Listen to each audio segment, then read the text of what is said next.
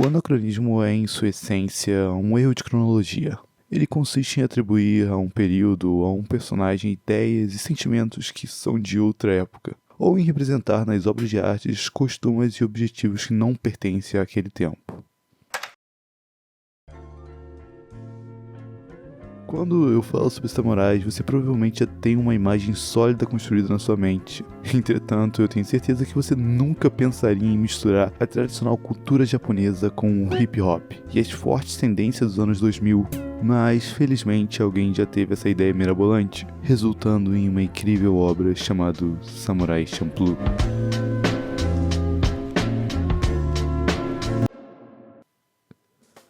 Minha história com o Samurai Champloo começou logo no começo do meu ensino médio, quando o meu amigo Igor chegou até mim e falou: "Qual foi, meu brother? Assiste essa parada aqui que é boa demais." Aí eu só respondi: "Pô, mano, meio sem tempo e tal, mas pode deixar que quando eu puder eu assisto." Não é que abriu um espaço na minha agenda agora? Vamos ver o que essa parada aqui tem de especial. E assim eu conheci Samurai Champloo, uma obra dos anos 2000 que me cativou ao ponto de conseguir me trazer lágrimas até os olhos. E no vídeo de hoje irei compartilhar minha experiência com vocês, e quem sabe também convencer mais alguém a assistir essa parada. Samurai Champloo foi escrito pelo mesmo criador de um anime clássico chamado Cowboy Bebop, uma obra de arte igualmente incrível, que merece um vídeo apenas para ela. Bom, ele veio até nós brasileiros através da nossa querida Cartoon Network, sendo exibido durante as madrugadas no quadro Toonami. Às vezes, um fim pode ser apenas um início. Não perca a estreia de Samurai Champloo, próxima segunda à 1 da manhã no Toonami. Aqui nós acompanhamos um trio de viajantes bastante disfuncional. Mugen, um jovem originário das periferias, com uma personalidade bastante volátil e complicado de se lidar, já que a todo momento ele está propenso a arrumar uma briga, o que é refletido muito bem no seu estilo de luta, que é um tanto quanto estranho, cheio de giros e piruetas, com fortes inspirações no breakdance, no qual foi misturado com a arte do Kenjutsu.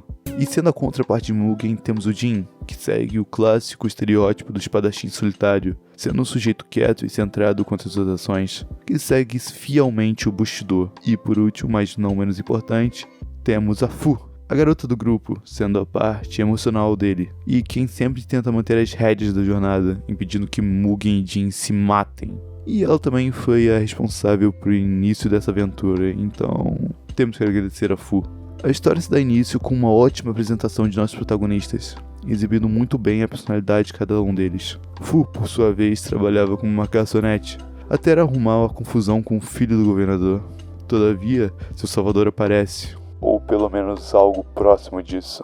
Mugen, como é um cara que adora uma boa briga, vê aquilo como uma oportunidade perfeita para testar a sua força. Em um outro ponto da cidade, vemos uma confusão se formar. Um homem que devia dinheiro ao próprio governador estava sendo ameaçado, e para proteger ele, Jin intervém e mata todos os soldados em uma cena de luta épica. Algo que vocês podem ir se acostumando, porque vai ser algo bem recorrente nesse anime. Depois disso, temos o encontro do grupo principal, que inicialmente não se dá muito bem, resultando em uma briga entre Mugen e Jin, mas que termina com eles colocando fogo no estande da Fu. Em seguida, os dois Ronin são capturados pela polícia e torturados, além de ter suas execuções marcadas para o mesmo dia. Mas felizmente a Fu consegue salvar eles e, para pagar a dívida que ambos formaram naquele momento, eles são obrigados a irem atrás de um samurai que tem cheiro de girassóis junto da Fu, e é a partir daí que a história se desenrola. Os episódios que sucedem são uma enorme bagunça, e não por uma questão cronológica.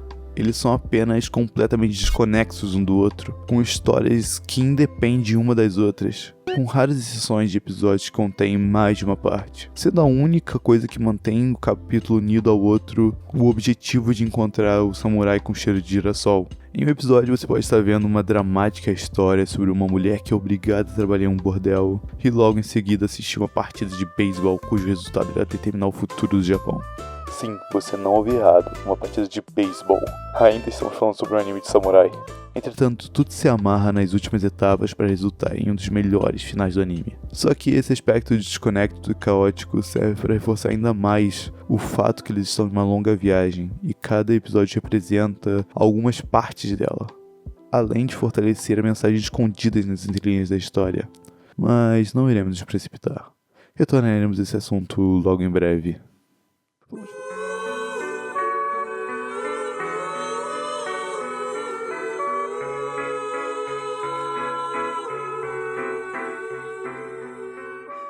Vamos falar sobre as qualidades técnicas da obra, começando por sua famigerada trilha sonora ou soundtrack para os mais americanizados. Ao invés de seguir a tendência da maioria dos animes que usam J-rock, piano e orquestra, Samurai Champloo optou em chamar artistas que se tornaram ícones da indústria musical futuramente, mas que naquele momento eram apenas rapazes desconhecidos, sendo eles Force of Nature e o criador do lo-fi hip-hop, Nujabes, que fora responsável por compor uma música que com toda certeza você já ouviu.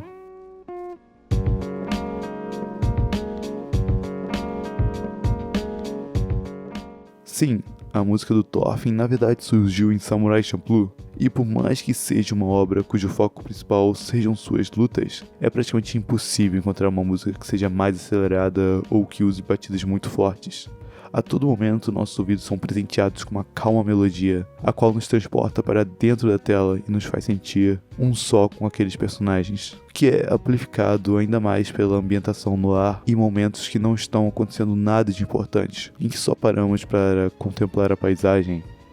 Não é à toa que o gênero de lo-fi ficou tão famoso nos dias atuais. Eu mesmo gosto de ficar ouvindo enquanto eu finjo que estou estudando, e até quando eu vou editar os vídeos aqui do canal. Pô, é muito bom essa vibezinha das músicas que são extremamente calmas. Pô, eu me amarro demais nisso. Mas não é só de lo-fi que vive o homem. Shinichiro ainda conseguiu mesclar o hip hop, que estava no seu auge de popularidade naquele período, para então gerar um estilo de música nada ortodoxo e bastante psicodélico, o qual você pode estranhar de começo, mas que quanto mais você escuta, mais essa sinfonia começa a fazer sentido dentro da sua cabeça, e quando menos perceber, você já vai estar com ela salva na sua playlist.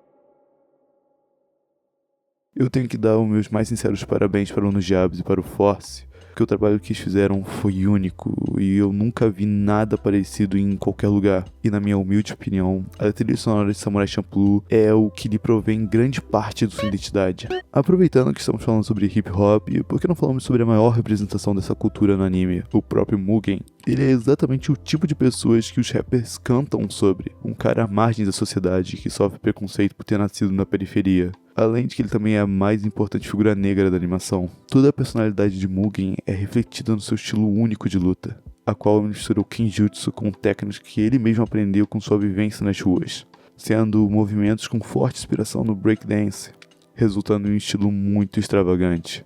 Mas sendo seu exato oposto, temos o Jin, que segue o tradicional modelo de samurai, com todo o seu código de honra e utilizando um estilo de luta chamado Mujushin, sendo constituído por golpes rápidos e pressivos, sem qualquer tipo de firula, muito condizente com sua personalidade mais séria e centrada, enquanto Mugen é praticamente um delinquente que sai balançando a espada para tudo que é lado. A Fu é a que mais se difere do grupo, já que ela é responsável por permitir que nós, como observadores, possamos nos conectar e ter empatia por outros personagens, já que entre os três ela se mostra a mais sentimental. Todas essas características são muito bem exploradas devido ao nível da animação, que tem um grau de fluidez assustador, principalmente ao olharmos para a época que a animação foi produzida, que consegue ser bonita até os dias de hoje. Não que seja tão difícil assim com as animações que temos hoje. A partir daqui vão ter spoilers sobre a parte final da obra, então você pode pular para a minutagem que estiver aparecendo aí na sua tela, caso você não tenha contemplado essa obra de arte audiovisual, e deixar esse vídeo aqui para depois. Mas se você não se importar tanto assim com spoilers, ou se você já assistiu, fique à vontade para me acompanhar. Ao chegarmos aos 3 últimos episódios, já conseguimos sentir aquela sensação melancólica de fim de jornada, em que os personagens percebem que após cumprirem seu objetivo, irão tomar caminhos separados. Enquanto para nós, meros espectadores, sentimos a aflição de chegar ao fim de mais uma história, torcendo para que cada minuto passasse mais devagar e para que possamos aproveitar os últimos momentos daquele conteúdo. Afinal, não foram só os personagens que formaram um laço entre eles próprios, mas nós também nos apegamos a aquelas pessoas. as quais vimos suas histórias, suas motivações e seus sentimentos. É nesse momento da obra que a sua atenção chega ao ápice. Jin e Mugen enfrentam inimigos completamente diferentes do que encontramos durante sua jornada. Porém, se observarmos bem, podemos notar que esses sujeitos são muito semelhantes aos nossos protagonistas.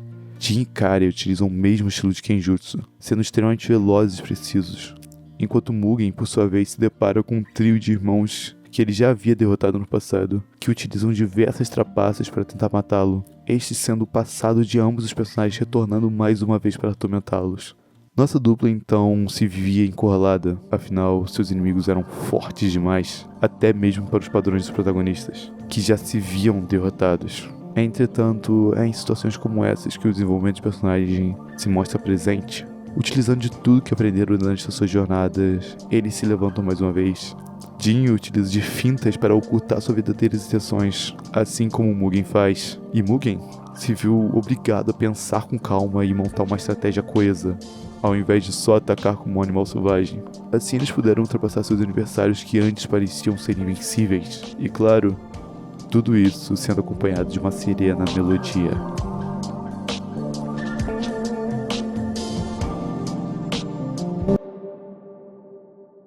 Enquanto isso, Fu vai de encontro com um samurai com cheiro de girassol, também conhecido como Seizu Kazumi, que a esse ponto da história já sabemos que se trata de seu pai. Ao chegar na casa de Seizu, descobrimos juntos de Fu que ele já está em um estado terminal de sua doença, em uma situação tão decrépita, que ao confrontá-lo por tudo que o mesmo a fez passar, não iria valer a pena ficar gritando e esperneando. Nada disso ia preencher o vazio no seu coração, um final decepcionante para a personagem. Como se tudo pelo que a Fu passou tivesse sido completamente em vão.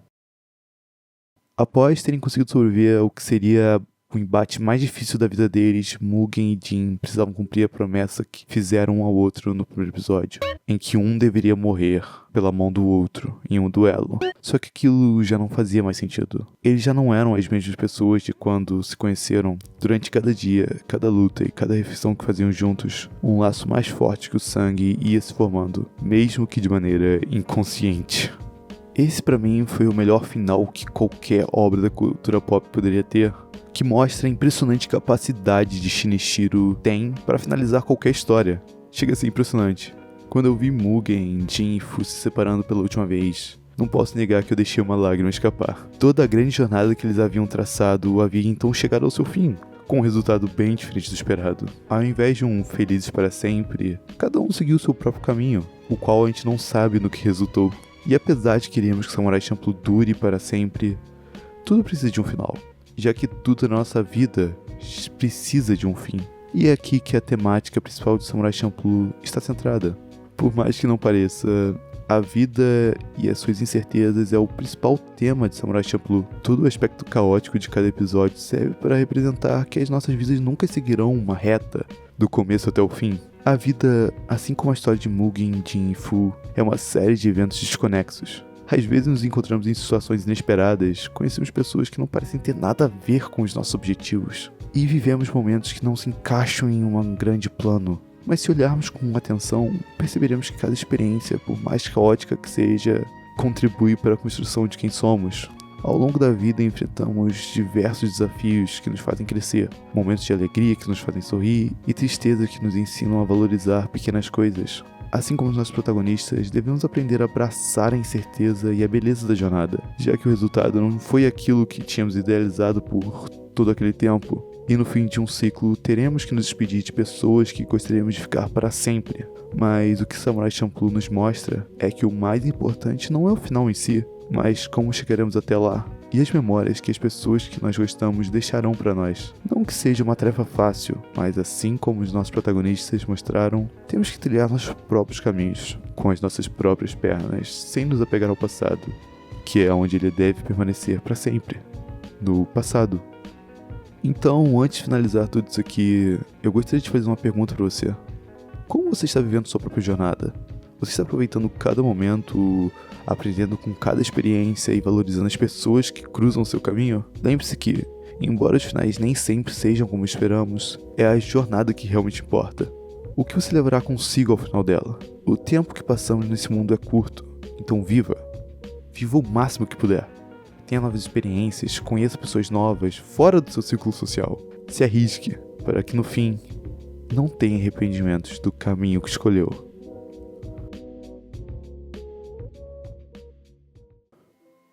Bom, era isso que eu tinha para falar hoje. Samurai Champloo foi uma experiência audiovisual única para mim. Chega a ser impressionante que o Shinichiro é incapaz de escrever algo minimamente ruim. Tudo que ele toca se torna um clássico da ficção. Minhas considerações finais são que você deve assistir esse anime o quanto antes. Garanto que você não vai se arrepender nem um pouco, cara. Samurai Champloo entrou tranquilamente no meu top 5 animes da vida. Além de que ele é consideravelmente curto, tendo apenas uma temporada com 26 episódios. E eu afirmo que cada minuto vale muito a pena. Então, por acaso, se você gostou do vídeo e quer apoiar o meu conteúdo aqui na plataforma, clica no botão do like aí embaixo. Considere se inscrever para você receber todas as notificações sempre que eu postar algo novo aqui. Por hoje é isso. Eu sou o Noturno e até a próxima. Boa noite.